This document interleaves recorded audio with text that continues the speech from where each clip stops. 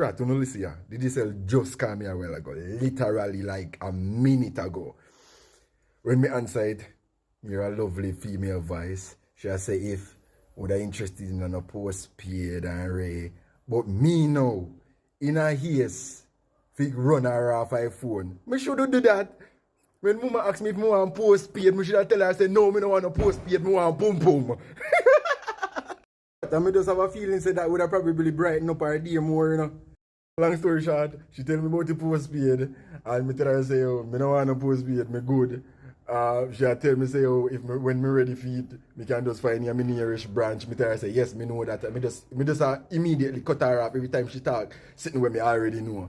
And instead of she hang up, because it look like she all get speechless, and me hang up. Me feel like the reason behind that subconsciously is in a Wadia when they have the summer promotion and they say them are going to give us and then call me, you know. And because me say, did you sell the Bigger Better Network? How may I assist you today?